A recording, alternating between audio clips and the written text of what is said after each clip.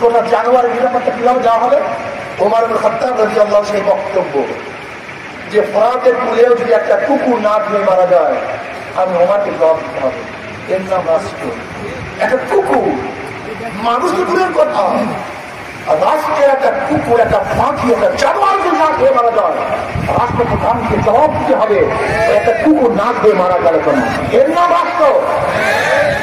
আমরা রাষ্ট্র সম্বন্ধে জানি না, কেনই বা করবে, ওরা তো করতেই পারবে না। এর কারণটা ওসি সাহেব পরিবর্তন হয়, ঘুষ সাহেব পরিবর্তন হয় না। ডিসি সাহেব ট্রান্সফার হয়, কিন্তু দুর্নীতি সাহেব ট্রান্সফার হয় না। কারণটা বহু দলের শাসন আমরা দেখেছি, আওয়ামী লীগের শাসন দেখেছি, বিএনপি শাসন দেখেছি, জিয়া রহমান সাহেবের শাসন দেখেছি, ভাগ্যের পরিবর্তন দেখেছি। আমরা আইয়ুব খানের শাসন দেখেছি, শেখ সাহেবের শাসন দেখেছি, জিয়া রহমানের শাসন দেখেছি, আওয়ামী লীগ বিএনপি বহু শাসন দেখেছি, মানুষের ভাগ্যের পরিবর্তন দেখেছি। কারণটা একজনের নাম এ, একজনের নাম বি, একজনের নাম সি। এও চোর, বিও চোর, সিও চোর। ক্ষমতা আছে এ, সে কি করবে? জোরে বলেন। হটাও এ, বসাও বি, সে কি করবে? হটাও বি, বসাও সি, সে কি করবে? কারণ নেতার পরিবর্তন হয়েছে, দলের পরিবর্তন হয়েছে, নীতি আদর্শ পরিবর্তন হয়নি। এই যতবার পরিবর্তন করবেন, আপনাকে দেখেন নাই এক দলে আগে চাঁদাবাজি করছে, এখন আর এক দলে চাঁদাবাজি করে। আগে এক দলে ধর্ষণ করছে, আর এক দলে ধর্ষণ করা শুরু করেছে। আগে আর এক দলে চুরি করতে, আর এক দলে চুরি করা শুরু করেছে। শুধু হাতের পরিবর্তন, চেহারার পরিবর্তন, কিন্তু চোরের পরিবর্তন হয়নি। পাটা পিটায় ঘষা ঘষি মরিষের বাবা শেষ না।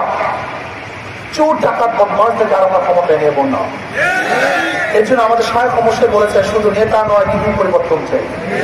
শুধু নেতা পরিবর্তন হবে না, চোরের পরিবর্তন চোর আনলে হবে না, ডাকাতের পরিবর্তন আর এক ডাকাত আনলে হবে না, এক চাঁদাবাজের পরিবর্তন আর এক চাঁদাবাজ ক্ষমতায় আনলে হবে না। এর জন্য আমাদেরকে কি করতে হবে? 2 নম্বর জমিতে 1 নম্বর ফসল হয় না, 2 নম্বর গাছে 1 নম্বর ফল হয় না, 2 নম্বর উস্তাদের কাছে 1 নম্বর ছাত্র হয় না, 2 নম্বর নেতার কাছে দেশ কোনোদিন 1 নম্বর হতে পারে না। এগুলো শুধু নেতা নয়, নীতি পরিবর্তন চাই। আমি আগেই বলেছি, ধর্মীয় দৃষ্টিকোণ থেকে আপনি কেন হাত পাখায় ভোট দিবেন এবং রাজনৈতিক দৃষ্টিকোণ থেকে কেন দিবেন। কিয়ামতের ময়দানে ধর্মীয় কোন দৃষ্টিকোণ থেকে বোঝাতে চাই, কিয়ামতের ময়দানে অনেক মুসল্লি দেখবে লক্ষ লক্ষ ব্যারের মদের গুণা, জেনার গুণা, সুদের গুণা। আল্লাহ আমি কোনোদিন মদ খাই, কোনোদিন জেনা করি নেই, এর দিকেও তাকাই নেই, এত গুণা আসবে কোথার থেকে? আল্লাহ পাক বলবেন, যাদেরকে ভোট দিয়ে মদের আইন পাশ করাইছো, সুদের আইন পাশ করাইছো, জেনার আইন পাশ করাইছো, তোর ভোট ব্যতীত এই আকাম কুকাম করে কুফরি আইন পাশ করতে পারতো না। যেহেতু তোর ভোট পেয়ে যত গুনার কাজ করছে সব জায়গায় কিন্তু দিতে হবে। কথাটা বুঝতে হবে। ইসলামের পক্ষে কেন ভোট দেবেন? ইসলামের পক্ষে ভোট দেবেন যদি ইসলামের পক্ষে ভোট দেওয়ার পরে ওই ব্যক্তি নির্বাচিত যত ভালো কাজ করবে তার দায় দায়িত্ব অংশীদারিও আপনি হবেন। কি কথা ঠিক না? ইসলামের মহিলাদের মুসলমান ভোট দেওয়ার কোনো সুযোগ নেই, আর ইহুদি খ্রিস্টান হিন্দুরা ভোট দেবে তাদের নিরাপত্তা পাওয়ার জন্য, শান্তি পাওয়ার জন্য। একদম সাংবাদিক আমাদের প্রশ্ন করছে, হুজুর আওয়ামী লীগের লিডাররা পালায় গেছে, কিন্তু আওয়ামী লীগের ভোটাররা তো পালায় নাই, তারা কাদেরকে ভোট দিবে? আওয়ামী লীগের লোকজন কাকে ভোট দিবে?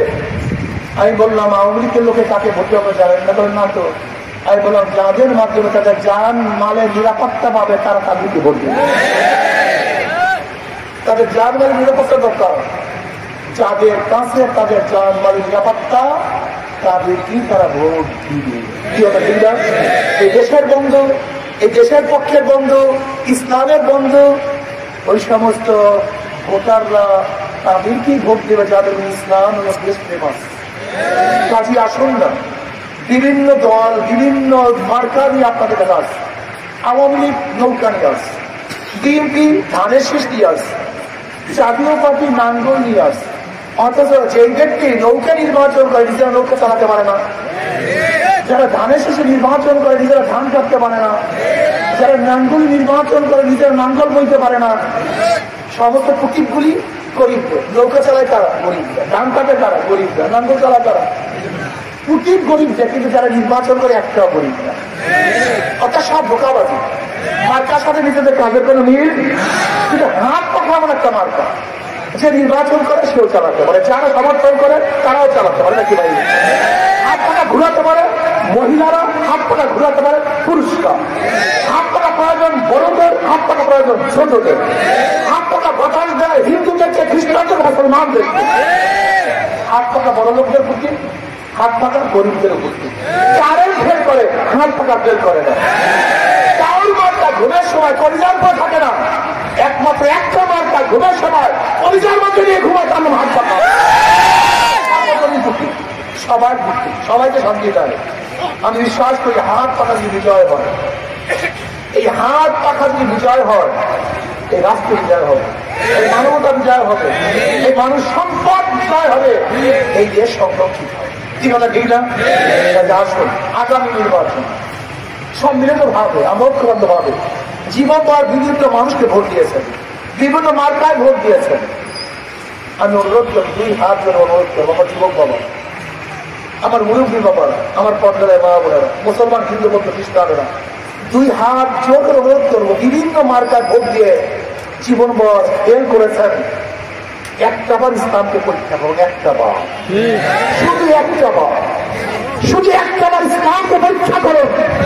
ইসলাম দুনিয়াতে ঠকার জন্য আসে না, জেতার জন্য আসে। ইসলামকে ঠকাবেন, ঠকার কোন নিকেও আদর্শের নাম নয়, ইসলাম বিজয় আদর্শের নাম।